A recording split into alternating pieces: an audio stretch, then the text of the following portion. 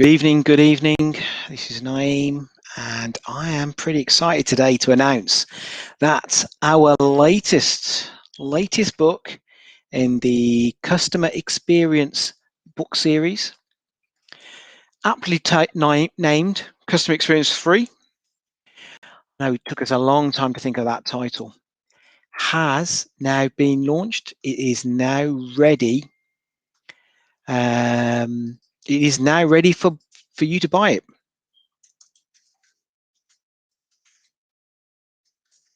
And we are doing it right now at a special promotional offer. Okay, so a special promotional offer.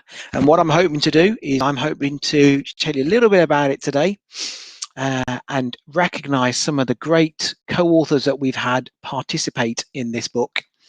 Come and talk to me a little bit about what they've been up to. So with that in mind, let me first share my screen and tell you a little bit about the series. So the series, Customer Experience 1 and 2, was all about getting a group of people together who had some great insight, experience. Maybe there were names that we hadn't heard of before, and allow them a platform to talk about. And we did Customer Experience 1, which made #1 in multiple countries, multiple categories. We did Customer Experience 2, which again hit a lot of #1 categories. And we have now launched, wait for it. Oops, that's the wrong slide. Oh, live TV. Let me bring on one of those speakers.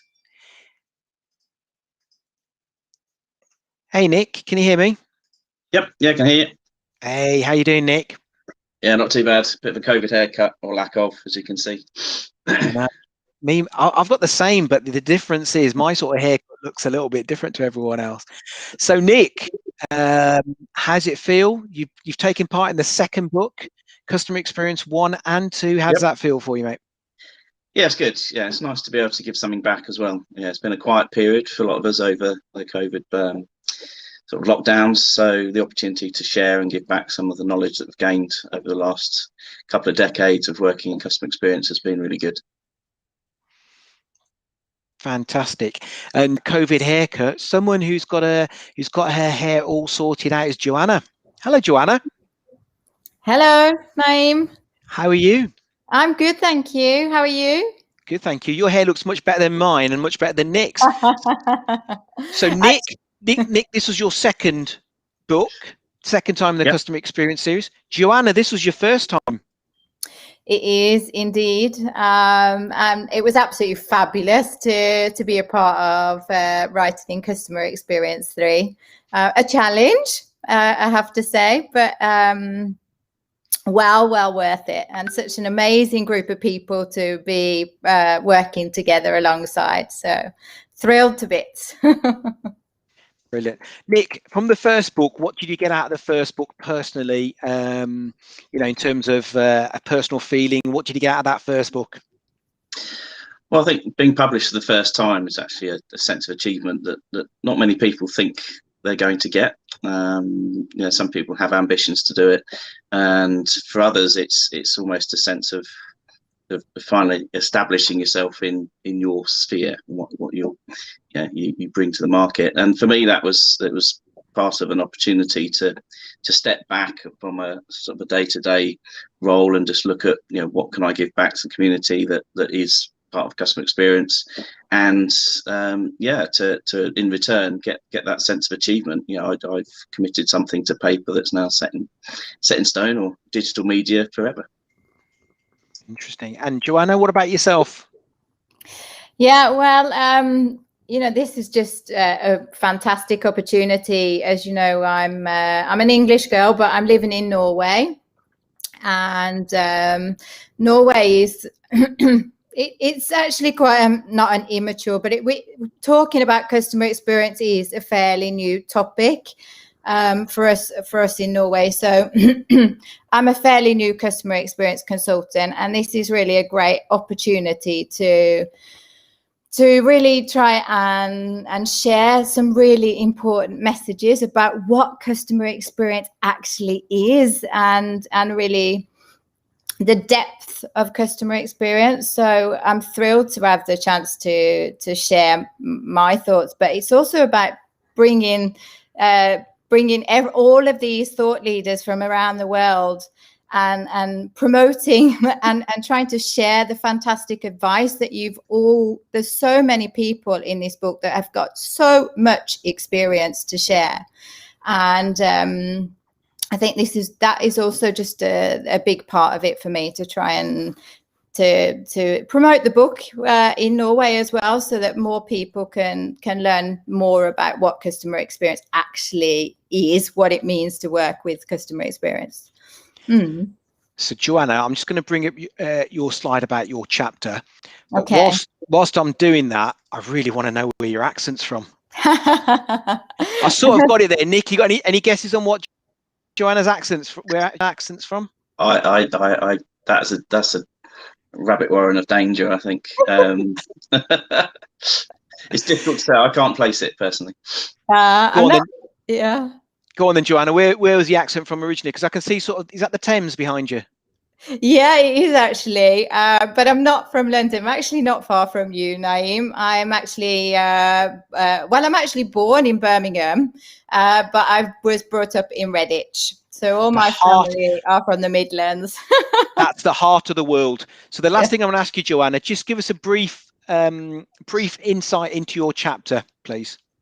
Yeah. Okay. So I have this passion about moments, the value of moments at all, and my chapter really is focusing about how businesses can work from their foundations, from the fundamentals within the business, can actually help to create a waterfall effect, you should say, of everybody working towards this goal of making all moments worth experiencing for the customer. So I know that I work with customer experience design as well, and I know that we have a lot of focus on significant moments. But for me, it's like there's a lot of lost opportunities, and if we can just utilize, for example, I talk about our values and our vision. If we just utilize our visions and our values, we're able to bring all of our staff on board, working towards a joint passion of actually making customers' experiences worth experiencing. So that is really like the essence of my chapter. Brilliant. Okay, well, Joanna, thanks for joining me today. I'm going to swap you out for another speaker. So let's see how the book gets on this week. It's available on promotion. So let's get another speaker in your seat. Thank you, Joanna. Speak to you soon. Thank you. Bye-bye. You too. Bye. Bye. Nick, just tell me a little bit about your chapter, please. Yeah, so I think for me, I've been in measurement of CX now for the best part of 20 years, dare I say it. And one of the things that I've noticed time and time again is that organizations who have a level of maturity within customer experience quite often have multiple types of measurement happening. But one of the things I struggle to do is connect them together, to create them in a way that enables them to be used in a way that they are effectively supporting each other. And that is one of the biggest failings of the measurement process, because by not writing and building those measurements together, organizations end up with a disparity of data. They don't know which is the true truth. And as a result, it's much more difficult for them to use information to make decisions on, particularly if you've got, say, a marketing department which has maybe the voice of customer, and then you've got an operations department which has a voice of process, and then you might have a brand department which is looking at the wider market, and they might be seeing multiple different views, and neither of them might be complementing each other. And as a result, that makes it very difficult for businesses to make decisions on the back of the customer information. But by looking at how the customer measurement is intended to perform and creating them in sync with each other, you start to create layers of data that then really support and inform decision making. And for me, that was one of the parts of the process that was missing and where I wanted to contribute as part of this book. Brilliant. And Nick, what you've just said is very relevant right now, isn't it? In our COVID times.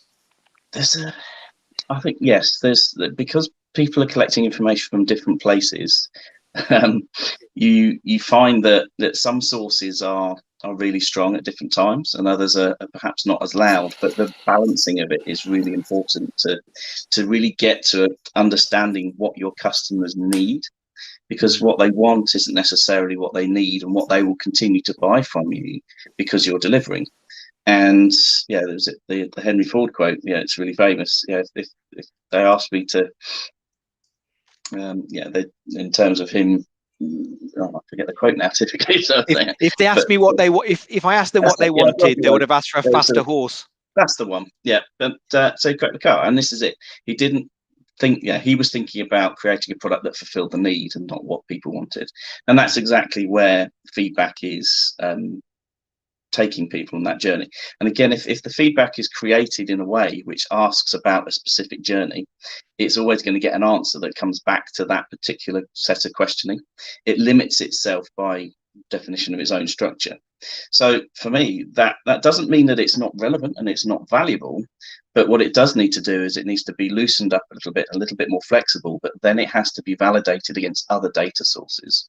And for that to work, those data sources have to be following the same journey and the same intention as each other for them to start complementing each other.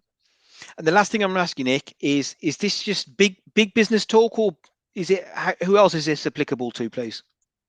If you have a customer, it's applicable to you. So yeah, this can be a one-man band, it could be a big organization. So you don't have to collect data through big surveys and enterprise software. It can be done in a face-to-face conversation. But one person's view is always going to be one person's view. You need to look at other ways of understanding, what information is available to you, and to then look at pulling that together and saying, right, this is how I am performing as an organization or as a sole trader. What do I need to do differently in order to start improving my performance? Brilliant. All right, well, look, thank you, Nick, for joining us today. I'm going to swap you out for two ladies, and I hope you don't mind. Of course I don't. Well done on taking part in number 2 and number 3, Nick. Speak to you soon. It's been a pleasure. Thanks so much. So we're going to go all the way across Europe to Italy, correct, Francesca? Yes, it is. Hello, everyone. Hi. And I was going to say hello in Italian, but then I was a bit worried about I'm going to get it wrong. Do you want to help me out with that? Ciao. Ciao. How are you, Francesca? I'm fine. Thank you. How are you, Naeem? Very good, very good. Francesca, you had an interesting chapter. I was so excited to read the title of it.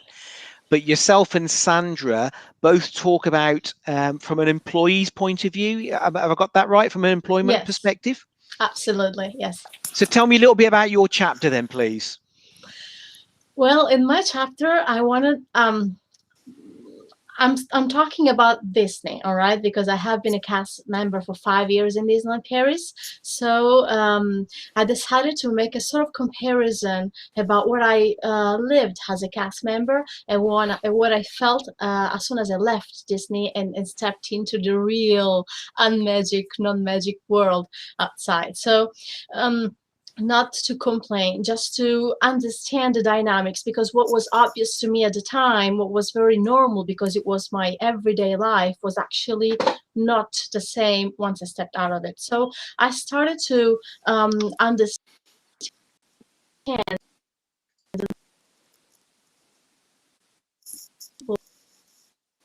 just in point of view only just it took some examples of things that happened and I've seen in Disney, other companies in other industries. So that CX and employee experience principles can be used in any company, in any industry, and many of them do that. Brilliant. I sort of lost you a little bit in the middle. I think the Wi-Fi was playing up, but the important thing about your quote that I've got on the screen there, I really like, because if you want your employees to play that important part, what you're saying is they need to know what you want them to do. Is that right? Absolutely, you have to speak to them, because it's not the purpose of your company is not clear necessarily to whoever works with you, and how you want to reach your goals is not necessarily clear.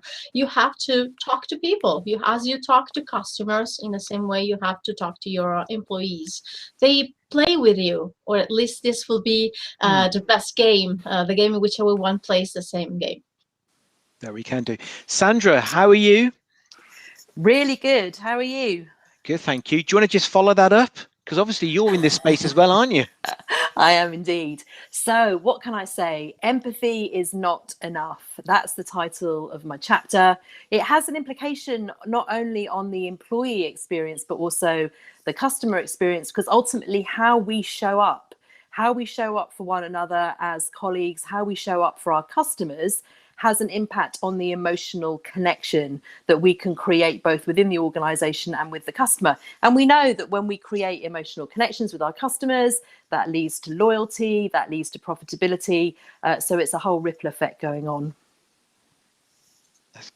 And the ripple effect, meaning from a business case point of view, we're going to have happier employees, happier customers, and more money. Yeah, it's exactly that. But the thing that I've learned in the time that I've learned far more about emotional intelligence is that it's not just the employee. It's the employee and their family and their community. It's the customer and their family. You know, how often have you put down the phone to an irate and frustrating kind of conversation with an agent or another member of staff? And that has a ripple effect, doesn't it? You end up being a bit snappy or a bit frustrated. Versus when someone has gone out of their way to be in tune, to really listen to what's going on, to understand the emotions that you're expressing. You feel heard, you feel understood, you feel valued, you feel $1 million. And that then has an impact on the rest of your day. So I think understanding what emotions are, understanding that there's some neuroscience going on when we think about emotions, and getting to the nub of that and kind of really questioning whether empathy is enough or whether perhaps emotional intelligence is a better solution. Okay, I like that. And, the bit you just said there about the fact that sometimes, just taking a bit more time, thinking about your customers, talking to them in a nice, polite way, that goes such a long way to the to delivering a successful or a pleasant outcome for your customers. I think it's politeness is definitely critical. People expect manners, but I actually think it's more than that. I think it's thoughtfulness. I think, when you have a conversation with your best friend or with someone significant, you're really tuning in. And so why wouldn't we do that? Why wouldn't we give the staff that we have having conversations either frontline or in other parts of the organization with one another as colleagues? Why wouldn't we really understand that body language does not match what's coming out of their mouths? Why wouldn't we challenge in a really healthy way some of the actual words that are being used in order to understand far more about what is really going on for that individual? So, it's definitely about self-awareness. It's definitely about being able to regulate and understand your own emotions. It's about having that social intelligence of reading the room, reading what others are thinking. And it's the relationship management, really, just to top it off as the icing on the cake. Brilliant. And if I come back to Francesca for a second, Francesca, is that something that you talk about from a Disney perspective? Well, this is something that you definitely have to have in mind I agree with Sandra. Maybe I don't mention it. Maybe that may be something that I can talk about in the next chapter. Definitely. Great. So one more thing that I'm going to talk to you about is, let's just get all our authors' pictures up. So this project, obviously, we've tried to get people from all around the world. We try to make the book very reflective of all the different types of experience. It isn't just one dimensional. In other words, it's just not just corporate experience. How did you find the project itself? How did you find getting involved in this? Is it me or is it Sandra? Either of you. Go ahead, Sandra. Thank you. I found it intriguing because the first thing that I wrote is not the final thing that's published. So I'm sure that the people listening are very likely to have gone on a similar journey where you start pulling together, you start writing, and then all of a sudden you have this epiphany, you scrap all of that, you start again. And I think that that is part of the joy of this whole customer experience and employee experience field. So much is out there, so much new insight, new research that you have to keep connected to it. So I think it was a journey is the best way to describe it. And what about yourself, Francesca? Well, I love to be part of the project. It was very, very exciting. That's the first time I've write something to go public, so I really love that part. Me too, as Sandra. What I started to write the first time was not what came out at last, but that's as well because we created this little world within all our co-authors, and I actually received a lot of input from my colleagues, and they helped me having we had limited space, so I decided to take some of those inputs, which were very good, and so I changed a lot of what I wanted to write. We have so much to give, and what we want to go with this book is exactly that. We want to reach out to public everywhere and giving out what we have, but then we have to limit and focus. So probably this is why this is the third volume, because everyone wants to give and give and give, but we have to do it in a certain way. Definitely. Well, should we have a quick check on how the book's done today? Because it was launched. It is available on pre-order.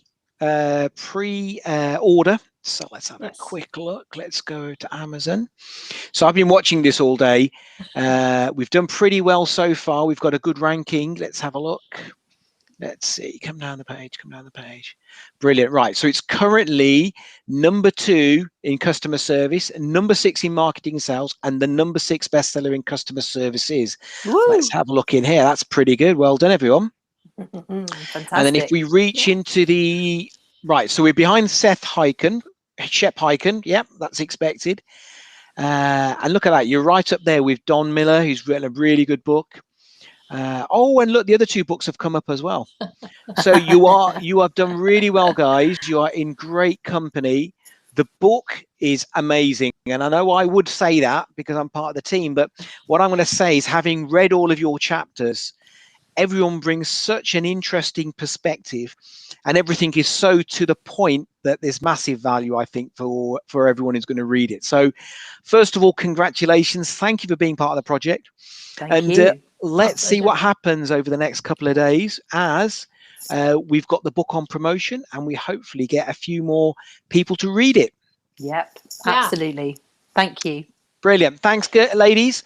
I'll drop you off there if I may. Lovely. Thank you. Thank you. Right, let's come back over here. Let's drop that one and that one. So the other thing I wanted to share is that we have something else going on as well this month. Let's leave that up there for a second. If some of you will remember, last year we ran a fantastic event about this time called CX Mids. And part of that event was us unlocking and talking a little bit more about what that term customer experience means. And as we had set up a conference to run in person, we suddenly went into the lockdown in the UK. And what then happened is we were a little bit stuck as to what to do, and we converted it into an online conference. But what the amazing thing that happened for us is that conference did so well that we ended up deciding that we were going to run it again. And what I would like to do is share a little bit about that conference with you in a second, but I've just been joined by Gabby. Hello, Gabby. Hi, Naeem. How are you today? Yeah, I'm very good. Hey, listen, the book's done really good today. Have you seen it? Yes, yes, very exciting, very exciting. I Very couldn't expect exciting. anything less. Yeah. Yeah, and this is your second time on the book project, isn't it? This is my second time. Yes, I'm Yeah. not as excited as the first time. I think we have a great group of customer experience professionals contributing this year. So this is an amazing collaboration. Yeah, it was really good. Do you want to tell us a little bit about your chapter, please? Yes, my chapter is all about building a VOC program, a voice of the customer program. Um, just giving some really good tips on how to set up a program. What are the things that you have to have in place to make sure that you have a successful program? And what a VOC is, which is basically just making sure that you have different processes in place to capture customer feedback, but it's not just about capturing customer feedback, it's also about doing the driver analysis and just taking all those key insights from that feedback so that you can drive action and change to improve customer experience. Brilliant. And in terms of the experience second time round, was it easier? Was it harder? I think it was easier this time because I guess you know what to do and you know what to expect, and you know we have an amazing leader, Naeem. You're amazing at leading these projects. So I think you make things easier for all of us. Yeah, so we're very lucky that working with Writing Matters, working with Andrew. I mean, I've learned loads from Andrew as well. So I think we've got a good team, and we put that pretty well. Can you just help me with one word? So obviously, on that quote, I've written to have a holistic view of your customer experience. Can you just help the listeners understand what we mean by the word holistic view, please, and why that would be beneficial to them? I think having a holistic view means just having a good understanding of what is your customer journey and also what are the elements of the experience that are really improving the experience and making things better for customers, but also what are the areas that are driving dissatisfaction and how potentially your service or your brand can make things better for customers. But it's having the overview of what customers think of the overall experience. Brilliant. Well, look, it was really good having you in this project again, Gabriella. Did you come last year to the Thank you. CX Mids conference? No, I couldn't. I think that was the beginning of the lockdown and I didn't attend. Well, actually, I did join for a couple of sessions, but I couldn't Yeah. join for the whole conference. But I'm very much looking forward to the conference this year. Brilliant. So this year we've got some great speakers, as we would expect. Anyone you in particularly looking to listen to? It's a good time to say Oh, there's Francesca so because many. she's listening in. I think Francesca would agree with you. Hello, I'm Gabriella. very much looking forward to that. Yeah, it's great to have you in this project, Francesca. Yes, it was very nice actually. I really like this the fact of being connected with people like you and all the other co-author. It was really fun because in the same process of writing, we actually had a chance to read some parts of other authors, and I really can't wait to read the entire book because it looks really good, and there's a lot to learn about that. Yeah, and the interesting thing is there's only me and Andrew who have read the whole book. Lucky So you. well, we're Lucky trying you, to keep yeah. we're trying to keep that suspense. We're trying to keep that suspense going. So, Francesca, you're gonna take part in CX Mids, and are you going to talk Yes. about what are you going to talk about? You tell me. What are you going to talk about? Well, I wanted to talk about the what's going on right now in Disney in this moment in which some parks are closed and how they're dealing with their own employees. So, what happens in a situation of crisis to the employees of a big company? So that this is my topic. Brilliant.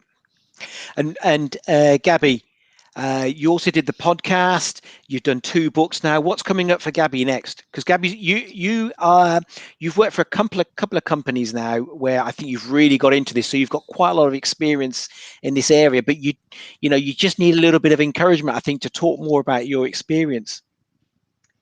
Oh yeah, what next? That's a good question. What next? I don't know yet. Watch this space. Watch your space. But you're exactly the kind of people we would like to be involved in these projects because you've got so much experience, and bringing voices like yourself, like Francesca, who really do understand the jobs you do, the profession, and maybe feeling that you guys haven't had as many opportunities previously. That is exactly why we do this book. That is exactly why we do these conferences. So thank you both for taking part, and we look forward to seeing how this book goes this week. Thank you, ladies and gentlemen, for joining us in this video, and hopefully if you haven't yet bought this book, please get out there, buy it, get involved, join us at the Customer Experience Midlands Conference, which will be taking place Thursday 25th of March. We've got some amazing speakers. We've got some great partners who are helping putting on a great show. We've picked up speakers from all around the world, so this isn't a UK only event. We've got some people from Asia, from Europe, and from the US joining us, and they'll be sharing their insights. Tickets are available on Eventbrite. Please pop along, and you can find out the full list of speakers when they're running their sessions, and then you can attend those sessions as you like. But we'd really love you to come to that event. And remember, customer experience isn't just a trend. It isn't just a fad. It's an important and powerful business strategy that you can use to propel your business. We all say that you can use a good customer experience can help you find more, convert more, and retain more of your customers. And I think that's what we all need right now. So thanks for tuning in, and speak to you soon. If you haven't bought the book, make sure you get it in the next couple of days whilst it's on promotion. Thanks for tuning in today. Bye from me.